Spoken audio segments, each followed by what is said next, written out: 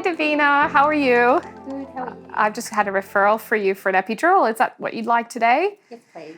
Okay, so I'd like to ask you a few questions if that's okay. It's going to take a little bit of time just to make sure I've got everything I need to give you a safe epidural, and then we might run through the process.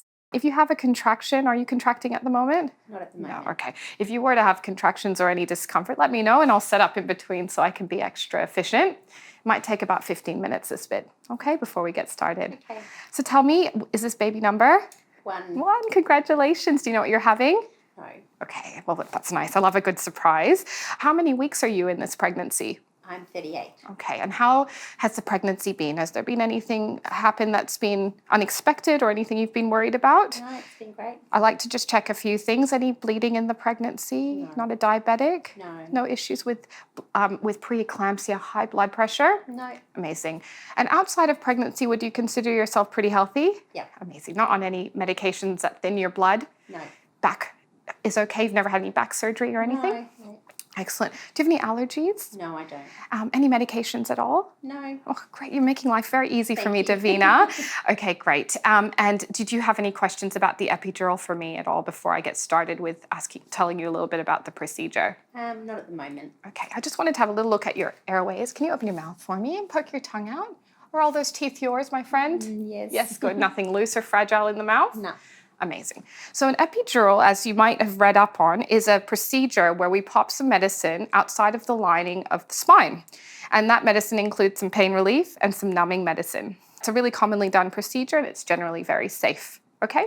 In order to do it really well, I'll need your help to be nice and still and position your lower back so that I can get into the really narrow spaces between the bones of your back. Okay? So I just want to spend a couple of seconds talking to you about position. Lots of people get confused with the wording of this. You'll hear things like be a cat, be a shrimp. Some things tick for some women, some things don't. What I like to get you to imagine is the 5 lower bones of your lower back, just here, need to go from flat like this right now to out like this, okay? In order to do that, you just have to slouch, okay? Some people like to imagine a string on their belly button that pulls them back into like a sit-up position. Yeah.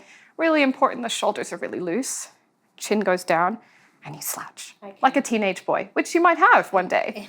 Maybe. Okay? Once we've got you in that position, we'll get you to cuddle a pillow as well, just to help. Yep. I'll clean your back with antiseptic solution to make sure we avoid any infection, and then pop a sterile drape over, which it will be nice and keep everything clean.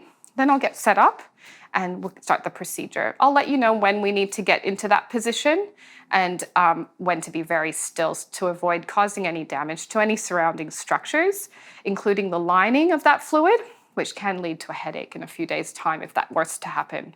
Sometimes you need another epidural for that, okay? Don't worry too much about that, just something I have to mention. Yeah. All right. During the procedure, at any time, if you need me to pause or you feel uncomfortable, just pop your hand up and tell me, and I can do that for you, but try to resist any sudden jolts or movement. Okay. Do you have any questions about the epidural at all?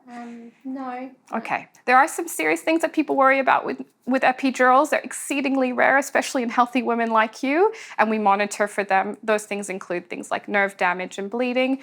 Lots of monitoring to ensure that's something we pick up if there's any very, very rare chance of that to happen. The other thing we always mention to women who have an epidural is that there's a small chance that you have an increased need to use some forceps for delivery or an instrumental delivery because of feeling a little bit more numb. That's not guaranteed though. I just have to mention it to you today.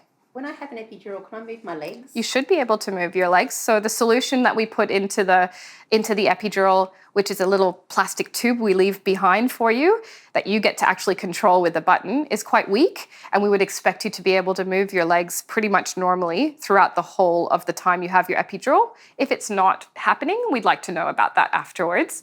We also just want you to feel numb to the sensation of cold and sharp to about the belly button, just a little bit above the belly button and down. So we'll be checking that often. I'll show you how we do that a bit later. So many women are a bit worried about epidurals because of the potential for nerve damage. Now, permanent nerve damage is exceedingly rare and something that we monitor for. It can occur because of infection or bleeding around the spine. That's, again, extremely rare in someone healthy like you with no risk factors for those things. And I'll be very careful to keep the procedure as sterile as possible today. A lot of my friends say after they've had an epidural, they get long-term back pain. Mm-hmm. Is that true?